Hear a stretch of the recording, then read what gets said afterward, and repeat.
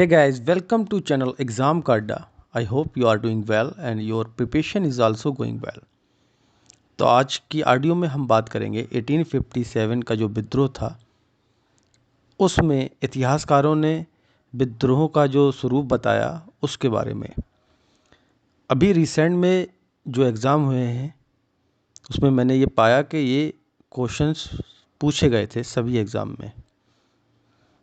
तो may be possible जो R O UP में एग्ज़ाम होना है या फिर जूनियर असिस्टेंट का एग्ज़ाम होना है उसमें ये क्वेश्चन आपको देखने को मिल जाए। तो आपको भली भांति पता है कि 1857 का जो विद्रोह था वो क्या था। इतिहासकारों ने इसे अब अलग अलग शब्दों में बयान किया। तो सबसे पहले अगर हम बात करें जो अंग्रेजी इतिहासकार थे सीले तथा जॉन लॉरेंस, ट्रेबलियन भी इसी में है और के मालसेन, ये चार जो मेन उस टाइम के अंग्रेजी इतिहासकार थे इन्होंने इसको सैनिक विद्रोह माना था। ठीक है। इसके अतिरिक्त जो अन्य विद्वान थे जैसे चार्ल्स रैक्स, उनकी एक किताब है notes on the revolt in the north western provinces of India जो 1858 में प्रकाशित हुई, उन्होंने भी इसे सैनिक विद्रोह माना था।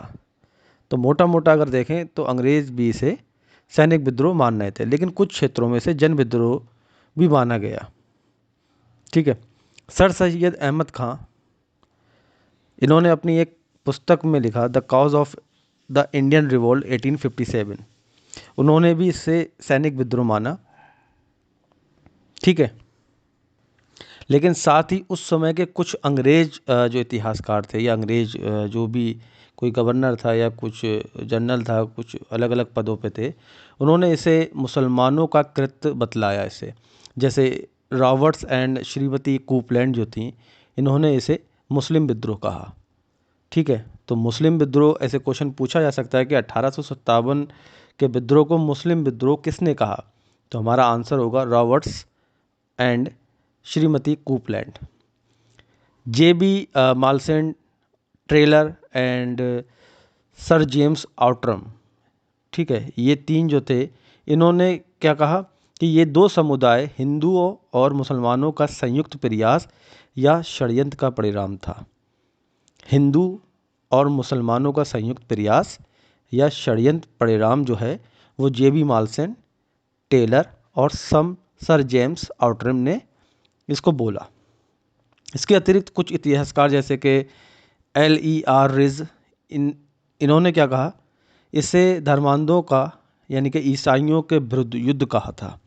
तो वेरी इंपॉर्टेंट है, 1857 का विद्रोह को ईसाइयों के विरुद्ध युद्ध किसने कहा था। L.E.R. रिज ने ये कहा था। ठीक है। और राजनीतिक गुप्त विभाग के सचिव सर जे केई ने इसे श्वेतों के विरुद्ध काले लोगों का संघर्ष कहा।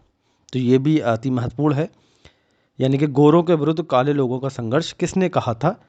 तो ये जो कंपनी के राजनीतिक गुप्त विभाग के सचिव थे सर जे केई, इन्होंने इसको कहा था। इसी भांति T.R. होम्स ने बर्बरता तथा सभ्यता के बीच युद्ध कहा था इसको। T.R. होम्स ने बर्बरता तथा सभ्यता के बीच युद्ध कहा इसको। वहीं अगर हम देखें टेल बॉयस व्हीलर, इन्होंने क्या कहा, इन्होंने कहा कि एशियाई स्वभाव का परिचायक, इन्होंने ये संज्ञा दी कि ये जो 1857 का विद्रोह था वो एशियाई स्वभाव का परिचायक है। ठीक, आगे बढ़ते हैं। इन सब के चलते हुए कुछ ऐसे भी थे जिन्होंने इसे जन विद्रोह माना, जैसे कि जॉन ब्रूस नॉर्टन, मालसेन, केपी और चार्ल्स वर्ले। इन चारों ने इसको जन विद्रोह माना। ठीक है। कुछ ने कहा कि भाई सैनिक विद्रोह है, कुछ ने कहा कि मुसलमानों का कृत्य है, कुछ ने कहा कि हिंदू मुस्लिम के संयुक्त प्रयास का ये षड्यंत्र है, अलग अलग। लेकिन जन विद्रोह मानने वाले भी कुछ लोग थे, तो उनमें से ये जॉन ब्रूस नॉर्टन, मालसेन, केपी और चार्ल्स वर्ले, ये जो थे इन्होंने जन विद्रोह इसको माना। और इसी मत का ज़ोरदार समर्थन जो है वो इंग्लैंड में रूढ़िवादी दल के नेता जो बेंजामिन डिज़रेली थे, जो बाद में ब्रिटिश प्रधानमंत्री बने, हाउस ऑफ कॉमन्स में बहस किया और कहा कि यह राष्ट्रीय विद्रोह था, ना कि सिपाही विद्रोह। तो ये महत्वपूर्ण है मेरे हिसाब से, ये नोट करने वाली चीज़ है कि हाउस ऑफ कॉमन्स में राष्ट्रीय विद्रोह ना कह के राष्ट्रीय विद्रोह था ये कहा गया, ना कि ये सिपाही विद्रोह है। ये किसने कहा? बेंजामिन डिज़रेली ने। ठीक है, तो ध्यान रखना, बेंजामिन डिज़रेली, उन्होंने इसको राष्ट्रीय विद्रोह बोला और ये भी कहा कि ये सिपाही विद्रोह नहीं था। अब बात करते हैं भारतीय इतिहासकार जो अशोक मेहता हैं, उन्होंने जो अपनी किताब है उनकी द ग्रेट रिवेलियन, उसमें इसको राष्ट्रीय विद्रोह बोला गया। ठीक है, उसको सिद्ध करने का प्रयास भी उन्होंने इसमें किया था। ठीक, जो राष्ट्रीय विद्रोह मानते थे उनमें से अधिकांश में से दामोदर विनायक सावरकर, ठीक है, वीडी सावरकर के नाम से जानते हैं जिनको हम, उन्होंने इसको भारत का प्रथम स्वतंत्रता संग्राम माना था इसको।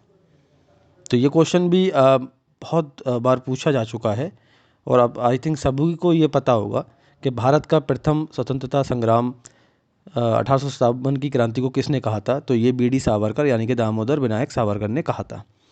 वहीं पट्टाभी सितार मैया जो थे, उन्होंने भी इसे पहला स्वतंत्रता संग्राम माना। आधुनिक इतिहासकारों में डॉक्टर सुरेंद्र नाथ सेन, डॉक्टर रमेश चंद्र मजूमदार, शशि भूषण चौधरी तथा पूरन चंद्र जोशी आदि इन्होंने अपनी अपनी मतलब व्याख्याताएं प्रस्तुत भी की थी। ठीक है, डॉक्टर एस एन सेन ने अपनी पुस्तक 1857 में जो लिखा है, जो तर्क दिया है, जो कुछ धर्म की लड़ाई के रूप में शुरू हुआ वह स्वतंत्रता संग्राम के रूप में समाप्त हुआ। ठीक है, क्योंकि जब 1857 का जो युद्ध हुआ था, विद्रोह जो हुआ था, वो स्टार्टिंग तो वहीं से थे कि भाई कारतूस पे जो है गाय की चर्बी है और मुसलमानों में ये भ्रांति फैला दी गई कि इसमें सूअर की चर्बी मिलाई गई है। तो वो धर्म की वजह से ही स्टार्ट हुआ था, लेकिन ये ख़त्म कहाँ पे जाके हुआ? स्वतंत्रता संग्राम के रूप में। आगे बढ़ेंगे। डॉक्टर ईश्वरी प्रसाद, ठीक है, इन्होंने क्या माना? ये स्वतंत्रता संग्राम था। उनका कहना था ये क्या है? स्वतंत्रता संग्राम है। ईश्वरी प्रसाद। मिस्टर के एस बी चौधरी, उन्होंने बोला कि ये एक सामंतवादी प्रतिक्रिया थी। वहीं रामविलास शर्मा या डफ मालसेन के हम पहले भी जिक्र कर चुके हैं, उन्होंने इसको जन विद्रोह या फिर जन क्रांति इसको माना था। अगर हम आर.सी. मजूमदार का देखें तो उन्होंने बोला ये तथाकथित प्रथम स्वतंत्रता संग्राम ना प्रथम, ना राष्ट्रीय और ना ही स्वतंत्रता संग्राम था। तो इम्पॉर्टेंट है ये। आर.सी. मजूमदार ने कहा ये ना तो प्रथम है, ना ही राष्ट्रीय है और ना ही स्वतंत्रता संग्राम था। कार्ल मार्क्स ने भी इस पर टिप्पणी की और उन्होंने इसको बोला कि 1857 को एक राष्ट्रीय क्रांति कहा। ठीक है, कार्ल मार्क्स ने भी राष्ट्रीय क्रांति कहा।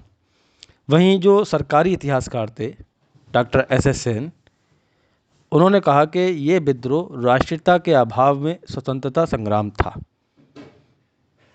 तो ये कुछ महत्वपूर्ण जो इतिहासकार थे, उन्होंने अपनी अपनी किताबों में या फिर वक्तव्य में 1857 के विद्रोह को बोला है और ये अक्सर पूछा जाता है। तो ध्यान रखेंगे हम ये सारे के सारे, और हो सके तो नोट कर लीजिएगा कि किसने क्या कहा 1857 को।